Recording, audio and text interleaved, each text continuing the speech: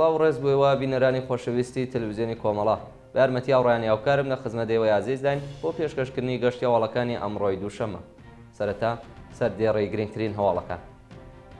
ڕاگەیاندنی ژمارە چواردەی کۆمیتەی بەرگری لە عوسمان ئیسماعیلی. کوژران و ڕەفاندنی 286 شارۆمەندی کورد لە گرێسپی لە ڕۆژاوای کوردستان. سازکردنی پەروەندەی قەزایی بۆ خوێندکارانی زانکۆی ئەلزەهرای بوشێر.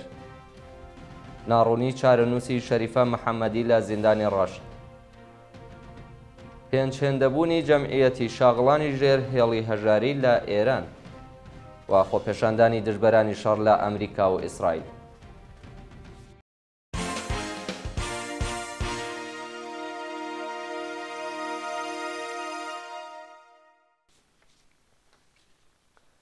درێژەی هەواڵەکان. کۆبوونەوەی کارمەندانی بێزیستی لە شارەکانی کوردستان. بەپێی هەواڵی گەیشتوو ڕۆژانی شەممە و یەکشەممە 19 خاکەلێوە کارمەندانی ڕێکخراوی بێزیستی پارێزگای کوردستان لە ناڕەزایەتی بە دۆخی خراپی پیشەیی و معیشەتی لە چەند شاری ئۆستانەکە کۆبوونەتەوە.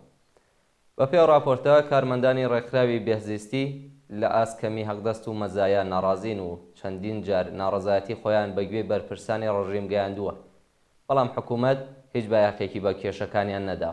ساڵی ڕابردوو دەوڵەتی ئیبراهیم ڕەیسی بودجەی کەمەندامانی لەلایەن لە لایحەی بودجەی ساڵی 1403 هەتاویدا وەلانەو هاوکات ڕەدیفی بودجەی ڕێکخراوی بێزیستی کەم کردەوە.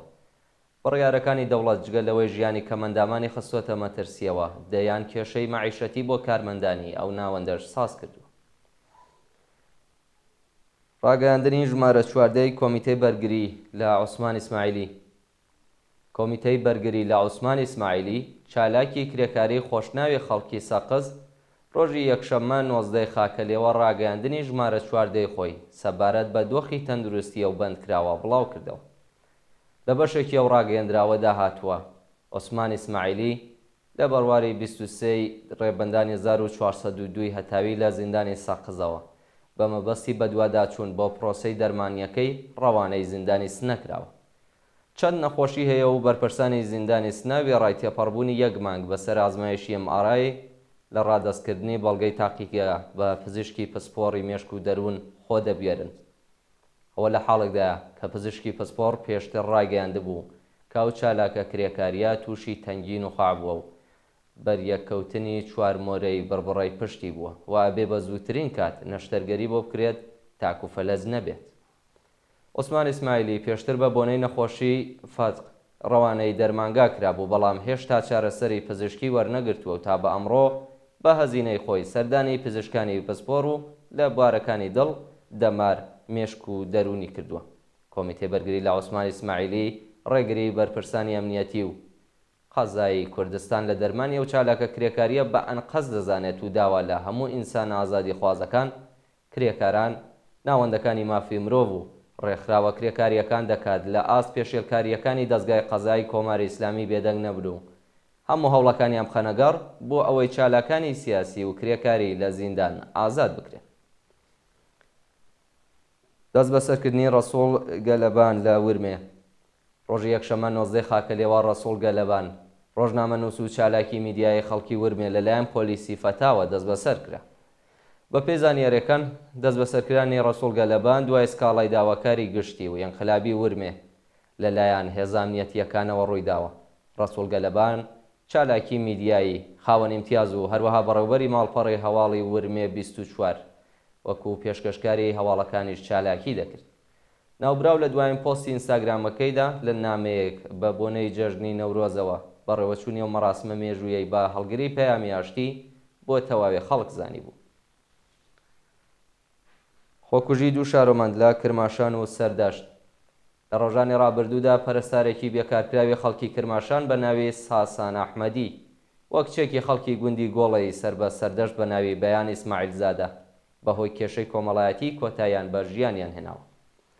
بە پێی راپۆرتەکان گرێبەستی ساسان ئەحمەدی هاوشێوەی کۆمەڵێک لە پەرستاران کە لە سەردەمی کۆڕۆنادا نوێ نەکرابووەوە لە بانگی بەفرامباری ساڵی ڕابردوو تازە نەکراوە و ئەو پەرستارە زەحمەتکێشە تووشی کێشەی معیشەتی و کۆمەڵایەتی بوو. لە چەند ڕۆژی ڕابردوودا ساسان لە ڕێگەی خواردنی حەبی برنجەوە کۆتایی بە ژیانی هێناوە.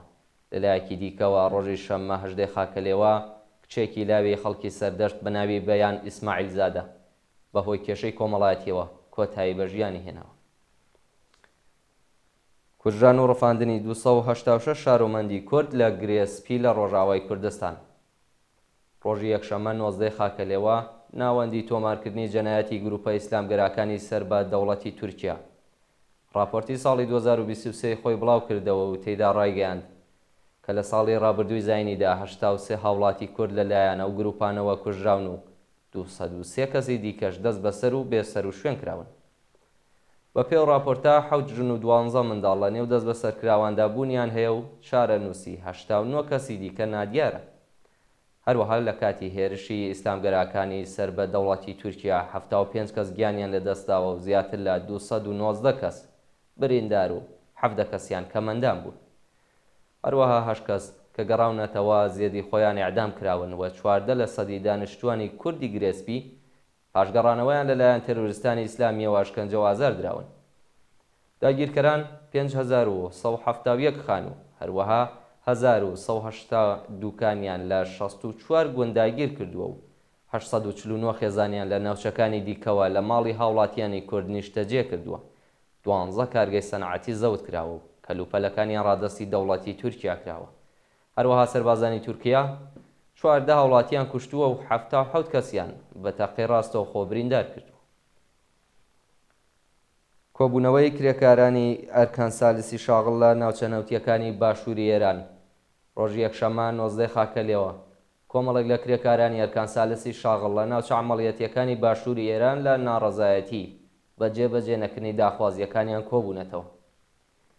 کرێکارانی ئەرکانسالیسی شاغڵ لە ناوچە عەمەڵیەتیەکانی باشووری ئێران خوازیاری زیادکردنی حەقدەست، نوێکردنەوەی قەرارداد، وەلانانی پەیمانکار، دابینکردنی ئیمکاناتی ڕەفاهی، بەکردەوە دەرهاتنی مادەی دەی ئەرک و بەرپرسیارەتی پێرسۆنێلی نەوت، جێبەجێکردنی گەڵاڵەی 14 ڕۆژکار 14 ڕۆژ پشودان، وەلانانی سەقفی حەقدەست، وەلانانی ئاستەنگیەکانی بەردەم سەنەواتی خانەنشینی و کۆتایی هێنان بە دەستێوەردانەکانی دەوڵەت لە سندوقی خانەنشینی کرێکارانی سەنعەتی نەوت بوو. سازکردنی پەروەندەی قەزایی بۆ خوێندکارانی زانکۆی ئەلزەهرای بوشێر. ڕۆژی یەکشەممە 19 خاکەلێوە بە دوای بڵاوبوونەوەی مەراسمی جێژنی دەرچوونی خوێندکارانی زانکۆی ئەلزەهرای بوشێر، سەرۆکی زانکۆ باسی لە دروستکردنی پەروەندەی قەزایی بۆ خوێندکاران کرد. بە وتەی سەرۆکی زانکۆی ئەلزەهرای بوشێر لە کاتی کۆڕۆنادا هیچ جێژنێکی دەرچوون لەلایەن خوێندکارانەوە بەهۆی نەبوونی سەرچاوی دارایی بەڕێوە نەچووە و ئەو کلیپەی لە تۆڕە کۆمەڵایەتیەکان بڵاو کراوەتەوە لەلایەن چەند خوێندکارەوە بەبێ ئاگاداری زانکۆ و بەبێ مۆڵەتی یاسایی بەرهەمێنراوە. سازکردنی پەروەندەی قەزایی بۆ خوێندکارانی کەس لە حاڵێکدایە کە لەو کلیپەدا هیچ تاوانێک ڕووی نەداوە و خوێندکاران تەنانەت حیجابی ئیجباریشیان لەبەرچاو گرتووە. کوشتنی بەندکراوێکی سیاسی پێشوو لە سەرباز.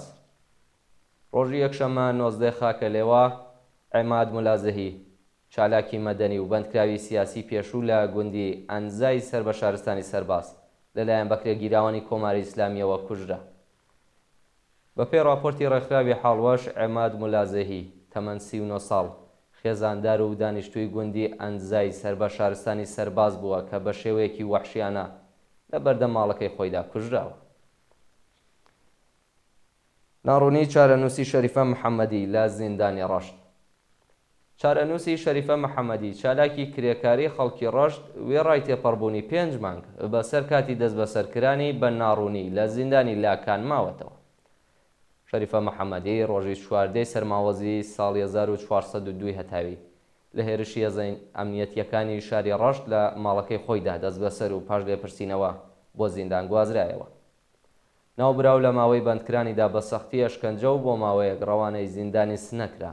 ئەو چالاکە کرێکاریە هەموو ئەو تۆمەتانی کە ناوەندە ئەمنیەتیەکان خستویانەتە پاڵ دۆسیەکەی ڕەت کردوێتەوە و بەرپرسانی قەزایی پارێزگای گیلان هێشتا لەگەڵ دانانی وەسیقە و ئازادی کاتی ئەو بەندکراوە ڕەزامەندیان نیشان نەداوە.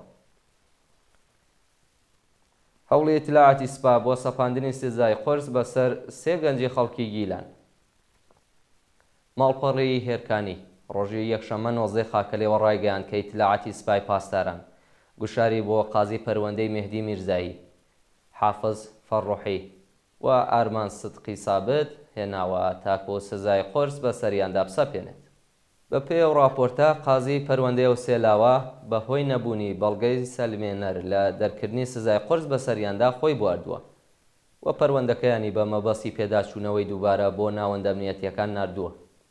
شایانی باسەکە مهدی میرزایی، ئارمان سدقی سابت و حافز فەڕوحی لە ڕێکەوتی 29 بەفرامباری 1401 هەتاوی بە تۆمەتی بێبنەمای هەڵگرتنی چەک و هەوڵی چالاکی چەکدارانە دژ بە ڕژیم دەست بەسەر و ڕەوانەی زیندانی لاکانی ڕەش کرا.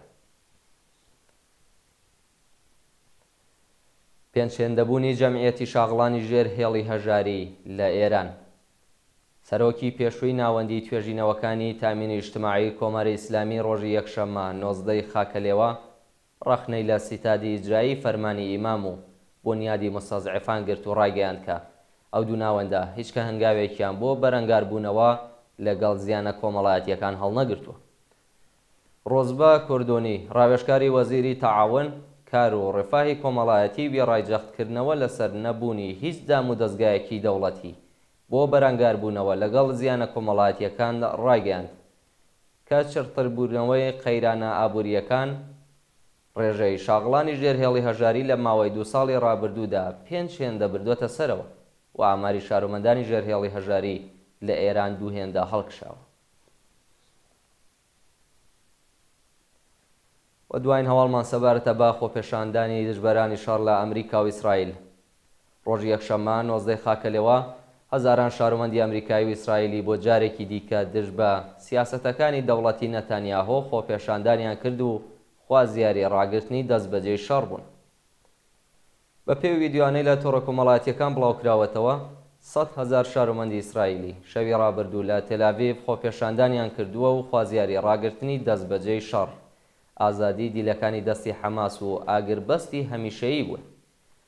لەلایەکی دیکەوە هەزاران شارۆمەندی ئەمریکایی لە شاری واشنگتۆن کۆبوونەوە و بە بەدەستەوەگرتنی وێنەی دیلەکانی دەستی حەماس و قوربانیانی شەڕ خوازیاری ئاگربەست و کۆتایی هێنان بە شەڕ و ماڵوێراکەری بوون.